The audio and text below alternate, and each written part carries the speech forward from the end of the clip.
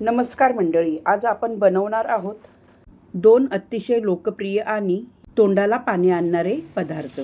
एक म्हणजे चटपटीत ओला जवळा आणि दुसरी म्हणजे गावासारखी हलवा फिश करी. जर तुम्हाला सीफूड आवडत असेल तर हा व्हिडिओ खास तुमच्यासाठीच आहे. चला तर मग जास्त वेळ न घालवता रेसिपीला डायरेक्ट सुरुवात करूया. अगोदर काय काय साहित्य लागते ते जाणून घेऊ. इथे मी हलव्याचे तुकडे स्वच्छ धुवून त्याला मॅरिनेट करून ठेवले आहे. लाल मिरची पावडर, आलं लसूण पेस्ट हे सर्व साहित्य घालून आणि मीठ घालून मॅरिनेट करून ठेवले आणि लिंबा एवढ्या चिंचेचा गोळा घेऊन पाण्यात अगोदरच भिजवून ठेवला आहे. आता दुसरे साहित्य आणि त्रिफला आणि 3 त्रिफल घेतले आहे मी. ते पाण्यामध्ये भिजवायचे. हे बघा अशा प्रकारचे असते. हे 3 घेतले ना कढीला मस्त अशी चव येते.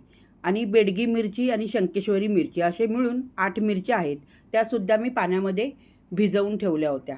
आले लसूण घेतलं आहे आणि 1 वाटी खोबरं चांगलं भाजून घेतलं आणि 2 चमचे मी धने ते सुद्धा मी भाजून घेतले आहेत.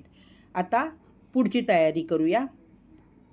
इथे मी खोबरेल तेलाचा वापर करत आहे, कारण खोबरेल तेलामध्ये फिश करी खूप छान लागते चवीला. तुम्ही एकदा खोबरेल तेलामध्ये फिश करी करून बघा, चवीला खूप भारी लागते. 1 मोठा कांदा चांगला बारीक चिरून घालायचा फोडणीसाठी. कांदा छान अशा प्रकारे अगदी लाल रंगाचा होईपर्यंत परतून घ्यायचा आहे. आता याच्यामध्ये घालायचा आहे आपला घरगुती मासळी मसाला. तो मी 1 चमचा घालून घेतला. 1 टीस्पून हळद घालून घेतली. तेलामध्ये मसाला घातला ना परतायला तर रंग खूप छान येतो, म्हणून तेलामध्ये मसाला घालून घ्यायचा. करीसाठी वाटून घेतलेला मसाला घालून घ्यायचा.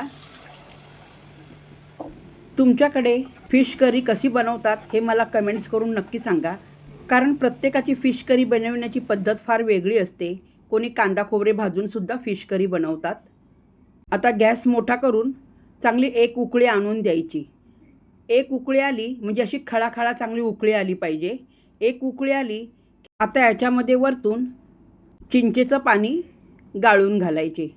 तर याच्यामध्ये तुम्हाला आगळ घालायचे तर आगळ घाला. चवीनुसार मीठ घालून घ्यायचे आणि मीठ घातल्यानंतर चांगले जरा ढवळून घ्यायचे, म्हणजे कसे मीठ सर्वीकडे सारखे लागते. चिंचेचं पाणी घातल्यानंतरसुद्धा 2 मिनिट तरी याला चांगली उकळी येऊन द्यायची. त्याच्यानंतर याच्यामध्ये आता आपल्याला मासे सोडून द्यायचे आहे. मासे सोडल्यानंतर 2 मिनिट फक्त उकळी येऊन द्यायची. नंतर गॅस बंद करून टाकायचा आहे. पण अजून मी गॅस नाही बंद केला. तुम्हाला मासा दाखवते बघा मी. जरासुद्धा गाळ नाही झाला. आता मी गॅस बंद केला आहे. आता वरतून अशी छान कोथिंबीर घालून घ्यायची. किती सोपी पद्धत आहे फिश करी बनवायची. आता ओला जवळा बनवायला घ्यायचा. ओला जवळा बनविण्यासाठी चांगले 2 पळी मी तेल घालून घेतले.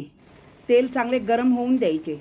त्याच्यानंतर गॅस कमी करून त्याच्यामध्ये मी 6 मोठे कांदे घातले आहेत. 5-6 हिरव्या मिरच्या घातल्या आहेत बारीक चिरून. ओला जवळा शिजविण्यासाठी तेल जास्त लागते. कांद्याचे चांगले पाणी जळून गेल्यानंतर आता याच्यामध्ये थोडेसे नावाला मीठ घालायचे, म्हणजे कांदा चांगला लवकर लाल होतो. हे बघा अशा प्रकारे कांदा चांगला लाल रंगाचा होईपर्यंत परतून घेतला. आता याच्यामध्ये 4-5 कोकमचे तुकडे असे करून घालायचे. अख्खा कोकम नका घालू, जरा तुकडे करून घाला, बरा लागतो.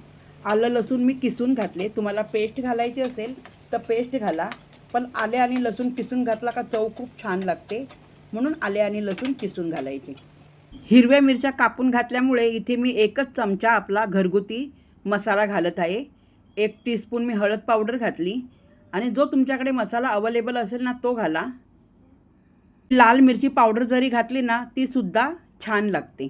मसाला चांगला कांद्यामध्ये घालून छान असा खालीवर करून चांगला परतून घ्यायचा आहे.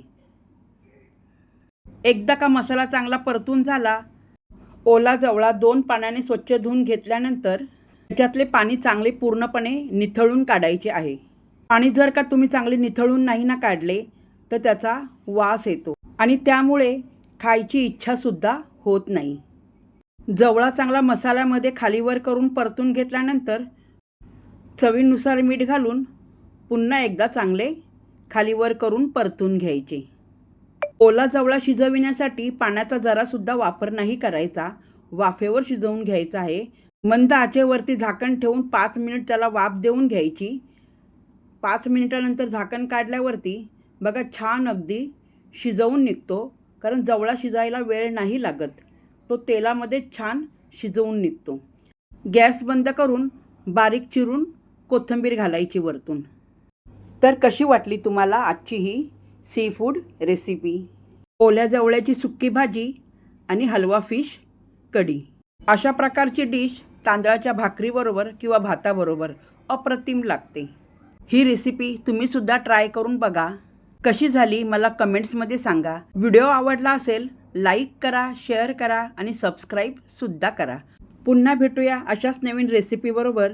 तोपर्यंत खात राहा आणि मस्त राहा.